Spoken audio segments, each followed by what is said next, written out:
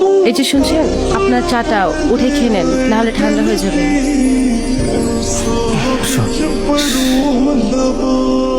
আমার শুধু চা না, সাথে সিগারেটও লাগে।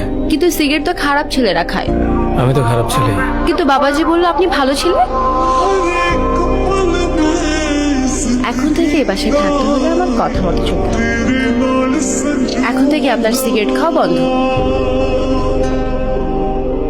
খবরদার, আমার পার্সোনাল বিষয়ে একদম নাক গলাবেন না।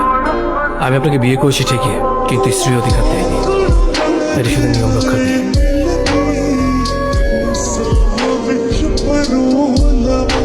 তুমি প্লিজ এরকম করো না, প্লিজ। যাও তো, পা ছাড়ো। যেদিন কোনো কিছু করতে পারবা সেই দিন তোমার এই চেহারা নিয়ে আমার সামনে আসবা। তার আগে কোনোদিন তোমার এই চেহারা আমাকে দেখায় না। দেখো তুমি এরকম করো না, আমি তোমাকে অনেক ভালোবাসি, একটু বোঝার চেষ্টা করো প্লিজ।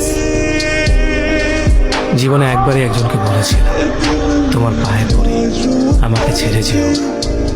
সে শোনেনি। আমার ভেসে যাওয়া দু চোখের সমস্ত জলকে অবহেলা করে, আমার ক্রমাগত কাঁপতে থাকা গলার সমস্ত আকুতি মিনতিকে অগ্রাহ্য করে সে চলে গিয়েছিল। ওই ঘটনার পর আমি বুঝতে শিখেছি, যারা চলে যেতে চায় তাদের চলে যেতে দিতে হয়।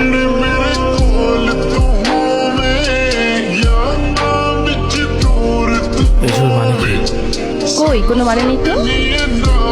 আপনারা বললেন বাসায় সিগারেট খাওয়া যাবে না, আবার আপনি সিগারেট এনে দিলেন যে। ওসব আপনি বুঝবেন না। আমি অনেক ভেবে দেখলাম, আমি যদি আপনাকে সিগারেট খেতে বাধা দেই, কোন দিন যেন আপনি আবার বলে বসেন আমি আপনাকে বিয়ে করেছি ঠিকই, কিন্তু স্ত্রীর মর্যাদা দিই।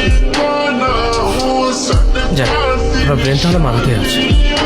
আচ্ছা, একটা কথা বলবো, কিছু মনে করবেন না তো? জি, আমি কিছু মনে করবো, বলার দরকার নেই। আচ্ছা, করলে করেন, তবু বলি, আমাকে একটু মার্কেটে নিয়ে যাবেন, কিছু কেনাকাটার দরকার ছিল।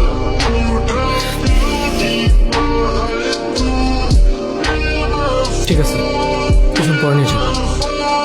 আচ্ছা, তাহলে আমি তাড়াতাড়ি রেডি হয়ে আসি।